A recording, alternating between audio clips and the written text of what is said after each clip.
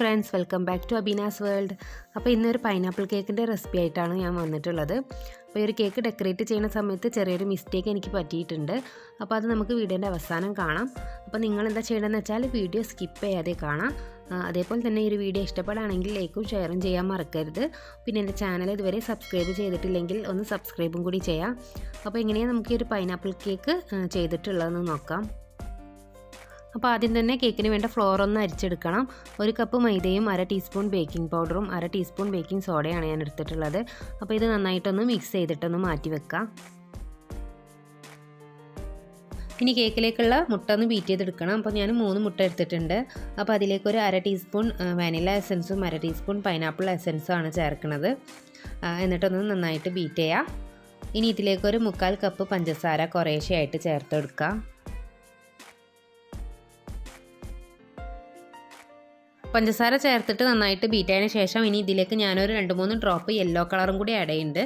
ഇത് ഓപ്ഷണലാണ് കേട്ടോ, വേണമെങ്കിൽ ചേർത്ത് കൊടുത്താൽ മതി.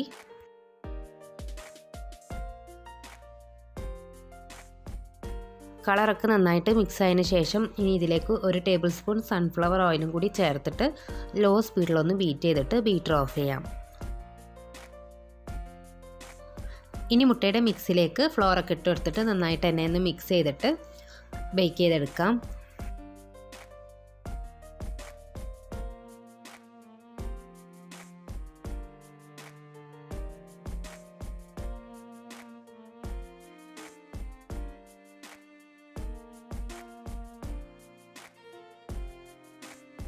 അപ്പോൾ കേക്ക് ബേക്കാവുന്ന സമയം കൊണ്ട് 1 കപ്പ് ക്രീം ഒന്ന് ബീറ്റ് ചെയ്തെടുത്തിട്ടുണ്ട്. അപ്പോൾ അതിലേക്കൊരു 1/4 ടീസ്പൂൺ പൈനാപ്പിൾ എസൻസും കൂടി ചേർത്ത് കൊടുത്തിട്ടുണ്ട്.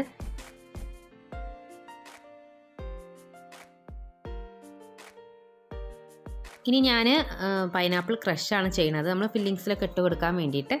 അപ്പോൾ അതിന് വേണ്ടി കുറച്ച് പൈനാപ്പിളൊന്ന് ചെറുതായിട്ട് കട്ട് ചെയ്തിട്ട് വെള്ളമൊന്നും ചേർക്കാതെ ഇതേപോലെ ഒന്ന് അടിച്ചെടുത്തിട്ടുണ്ട്. ഇനി ഇതൊരു അരിപ്പ വെച്ചിട്ടൊന്ന് അരിച്ചെടുക്കണം.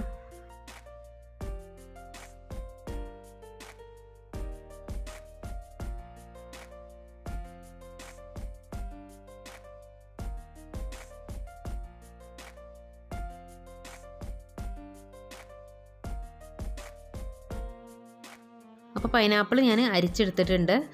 ഇനി ഇതൊരു ചൂടായിട്ടുള്ള പാനിലൊന്ന് ഒഴിച്ചു കൊടുക്കാം.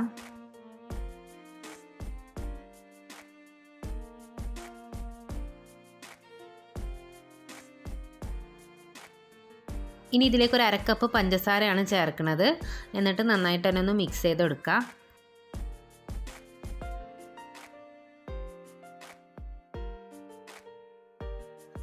ഇതൊന്ന് കുറുകണ വരെ ലോ ഫ്ലെയിമിൽ ഇട്ടിട്ട് ഇതേപോലെ തന്നെ ഒന്ന് ഇളക്കിക്കൊണ്ടിരിക്കണം.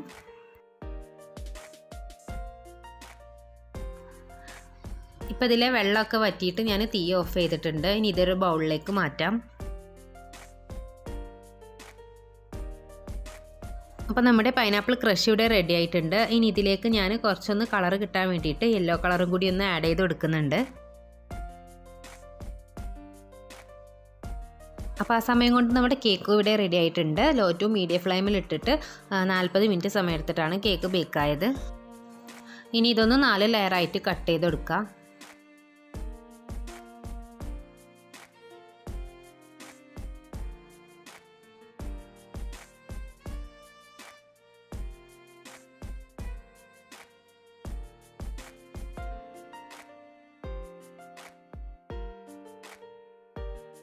ഇനി കേക്ക് ഒന്ന് ഐസിങ് ചെയ്തെടുക്കുക. അപ്പോൾ ഫസ്റ്റ് ലെയർ വെച്ച് കൊടുത്തിട്ട് ഷുഗർ സിറപ്പ് വെച്ച് വെറ്റ് ചെയ്തിട്ട് ക്രീം ഒന്ന് സ്പ്രെഡ് ചെയ്തെടുക്കുക.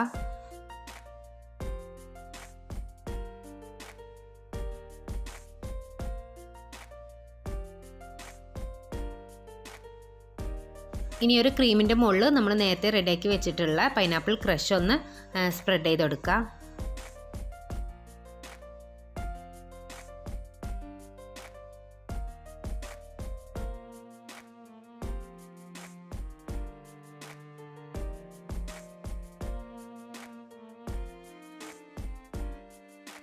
ഇനി ബാക്കിയുള്ള ലെയറൊക്കെ ഇതേപോലെ തന്നെ ചെയ്തെടുക്കാം.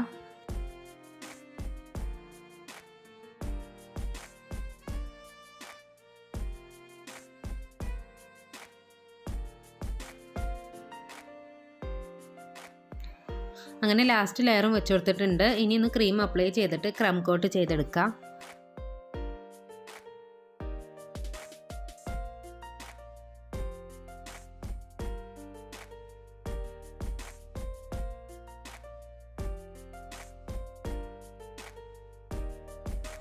അപ്പോൾ ക്രം കോട്ട് ചെയ്തതിന് ശേഷം കേക്ക് ഒന്ന് ഫ്രിഡ്ജിൽ വെച്ച് കുറച്ചൊന്ന് സെറ്റ് ആയതിനു ശേഷം ഫൈനൽ ഫ്രോസ്റ്റിംഗ് കൂടി ചെയ്തെടുക്കുക.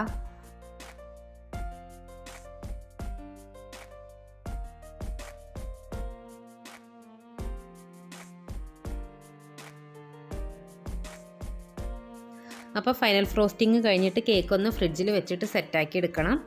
അപ്പോൾ ആ സമയം കൊണ്ട് ഞാൻ കേക്കിൽ ഒഴിക്കാനുള്ള പൈനാപ്പിൾ ഗ്ലേസ് ഒന്ന് റെഡിയാക്കി എടുക്കുന്നുണ്ട്. അപ്പോൾ അതിന് വേണ്ടി ഞാൻ ചെയ്തത് എന്താണെന്ന് വെച്ചാൽ നമ്മൾ നേരത്തെ ചെയ്തിട്ടുള്ള പൈനാപ്പിൾ ക്രഷ് ഉണ്ടല്ലോ, അപ്പോൾ അതിലേക്ക് ഒരു 2 ടേബിൾ സ്പൂൺ വെള്ളം കൂടി ഒന്ന് ആഡ് ചെയ്തിട്ട് പാനിൽ ഒഴിച്ചിട്ടൊന്ന് ചൂടാക്കി. എന്നിട്ട് അതിലേക്ക് ഇനി ചേർക്കണം എന്താണെന്ന് വെച്ചാൽ ഒരു 2 ടേബിൾ സ്പൂൺ കോൺഫ്ലോറിലേക്ക് ഒരു 4 ടേബിൾ സ്പൂൺ വെള്ളം കൂടി ഒന്ന് മിക്സ് ചെയ്തിട്ട് ഇതിലേക്കൊന്ന് ഒഴിച്ചു കൊടുത്തിട്ട് നന്നായിട്ടൊന്ന് കുറുക്കിയെടുക്കുക.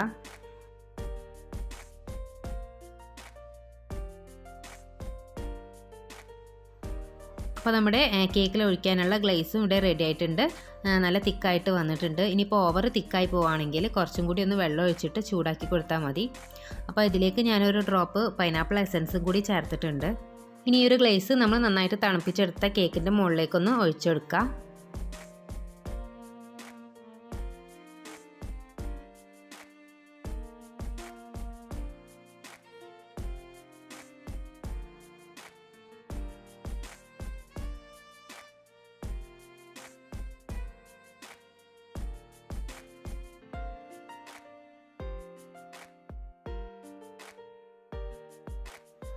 അപ്പോൾ ഗ്ലേസ് മൊത്തം കേക്ക് കവർ ചെയ്യുന്ന രീതിയിൽ തന്നെ ഒഴിച്ചു കൊടുത്തിട്ട് ഇനി കേക്കൊന്ന് ഡെക്കറേറ്റ് ചെയ്തെടുക്കണം. അപ്പോൾ ഞാൻ ചോക്ലേറ്റ് ഗനാഷ് വെച്ചിട്ടാണ് സിമ്പിളായിട്ടൊന്ന് ഡെക്കറേറ്റ് ചെയ്യാനാണ് വിചാരിച്ചത്. അപ്പോൾ അതിന് വേണ്ടിയിട്ട് കേക്കൊന്ന് ഫ്രിഡ്ജിൽ വെച്ചിട്ട് നന്നായിട്ട് തന്നെ തണുപ്പിച്ചെടുത്തിട്ടാണ് ഈ ഒരു ഡിസൈൻ ചെയ്യാൻ വിചാരിച്ചത്. അപ്പോൾ ഇവിടെയാണ് ഞാൻ നേരത്തെ പറഞ്ഞ മിസ്റ്റേക്ക് എനിക്ക് പറ്റിയിട്ടുള്ളത്. എന്താണെന്ന് വെച്ചാൽ ഈ ഒരു ഗനാഷ് ഞാൻ കേക്കിൻ്റെ മുകളിൽ ഒഴിച്ചപ്പം കേക്ക് നല്ല തണുത്തിരിക്കുന്നതുകൊണ്ട് സെറ്റായിപ്പോയി. ഗനാഷ് ആ ഒരു കേക്കിൻ്റെ മുകളിൽ ഇരുന്നിട്ട് സെറ്റായിപ്പോയി. അപ്പോൾ ഞാനിതാ ഈ ഒരു ഡിസൈൻ ചെയ്യുമ്പം കറക്റ്റ് ആ ഒരു ഡിസൈന് കിട്ടിയില്ല. പിന്നെ ഞാൻ ഈ ചെയ്തിട്ടുള്ള ഡിസൈനും ഗ്ലേസും ഒക്കെ കേക്കിൻ്റെ മുകളിൽ നിന്ന് വടിച്ച് പോക്കിയിട്ട് രണ്ടാമതും ഡിസൈൻ ചെയ്യാൻ വേണ്ടിയിട്ട് ഗ്ലേസ് കേക്കിൻ്റെ മുകളിലൊന്ന് ഒഴിച്ചു കൊടുത്തു. അപ്പോൾ നേരത്തെ ചെയ്ത പോലെ തന്നെ ചോക്ലേറ്റ് ഗനാഷ് വെച്ചിട്ട് ഡോട്ട് ഇട്ട് കൊടുത്തിട്ട് സ്ക്യൂവർ വെച്ചിട്ട് ആ ഒരു സെയിം ഡിസൈൻ തന്നെ ഞാൻ ചെയ്യാൻ വിചാരിച്ചത്. അപ്പം ഈ ഒരു ഡോട്ട് ഇട്ട് കൊടുക്കുമ്പോൾ തന്നെ മനസ്സിലായി വീണ്ടും പണി പാളി എന്നുള്ളത്. എന്താണെന്ന് വെച്ചാൽ ചോക്ലേറ്റ് ഗനാഷ് സെറ്റായിപ്പോയി, നല്ല തിക്കായിപ്പോയി. അപ്പോൾ എന്തായാലും ഇത് നമ്മൾ സ്ക്യൂർ വെച്ച് ചെയ്യുമ്പം ആ ഒരു ഡിസൈൻ കറക്റ്റ് കിട്ടില്ലല്ലോ. അതെന്താണെന്ന് വെച്ചാൽ ഞാൻ രണ്ടാമതും കുറച്ച് ഗ്ലേസ് ഉണ്ടാക്കിയെടുത്തതാണ്. അപ്പോൾ ആ സമയം കൊണ്ടാണ് ചോക്ലേറ്റ് ഗനാഷ് ഒന്ന് സെറ്റായിപ്പോയത്. ഒന്നും കൂടി ഒന്ന് ലൂസായിട്ട് നമ്മൾ ലൂസാക്കി കൊടുത്തിട്ട് ചെയ്തിട്ടുണ്ടെങ്കിൽ കറക്റ്റ് ആ ഒരു ഡിസൈൻ കിട്ടുമായിരുന്നു. അപ്പോൾ ആരെങ്കിലുമൊക്കെ ഗ്ലേസിൻ്റെ മുകളിൽ ചോക്ലേറ്റ് ഗനാഷ് വെച്ച് ഡെക്കറേഷൻ ചെയ്യുന്നുണ്ടെങ്കിൽ ഫ്രിഡ്ജിൽ വെച്ച് സെറ്റ് ആവുന്നതിന് മുമ്പ് രണ്ടും ഒരുമിച്ച് തന്നെ ചെയ്യാൻ നോക്കുക. ഞാനിപ്പോൾ ചെയ്ത പോലെ ഗ്ലേസ് ചെയ്തതിന് ശേഷം ഫ്രിഡ്ജിൽ വെച്ചിട്ട് ചോക്ലേറ്റ് ഗനാഷ് ചെയ്യാൻ നിന്നാൽ ഇതേപോലത്തെ പണി കിട്ടും. പിന്നെ ഞാനിപ്പോൾ കുറച്ച് ചോക്ലേറ്റ് ഡെക്കറേഷൻസ് ചെയ്തിട്ടുണ്ട്. അപ്പോൾ അതിൻ്റെ വീഡിയോ ഒന്നും എടുത്തിട്ടില്ല. അപ്പോൾ അത് വെച്ചിട്ടാണ് ഇനി കേക്കൊന്ന് ഡെക്കറേറ്റ് ചെയ്തെടുക്കുന്നത്. ഇത് പെട്ടെന്ന് നമ്മൾ ഡിസൈന് മാറിപ്പോയപ്പോൾ പെട്ടെന്ന് ചെയ്തെടുത്തതാണ്. അപ്പോൾ നമ്മൾ ആ കേക്കിൻ്റെ മുകളിൽ കൊളായ ഭാഗമൊക്കെ ഒന്ന് മറയ്ക്കാൻ വേണ്ടിയിട്ട് കേക്കിൻ്റെ മുകൾ ഭാഗത്ത് പകുതിയോളം ഞാൻ ഇതേപോലെ തന്നെ ഒന്ന് വെച്ച് കൊടുക്കുന്നുണ്ട്.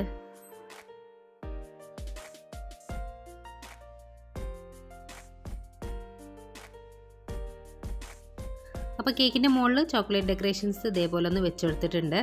അപ്പോൾ ഇനി ബാക്കിയുള്ള ഒരു ഭാഗത്ത് വെക്കാൻ വേണ്ടിയിട്ട് ഒരു 3 ഫ്ലവറും കൂടി ചെയ്തെടുത്തിട്ടുണ്ട്.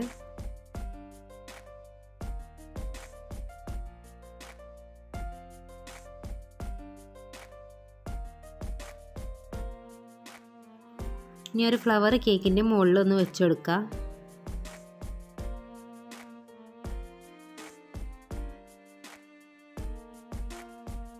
അപ്പോൾ അവസാനമായിട്ട് എല്ലാ ഫ്ലവറിൻ്റെ മുകളിലും ഓരോ ഗോൾഡൻ ബോൾസ് വെച്ച് കൊടുത്തിട്ട് കുറച്ച് ഗോൾഡൻ ഡസ്റ്റും കൂടി ഒന്ന് ഇട്ട് കൊടുക്കുന്നുണ്ട്.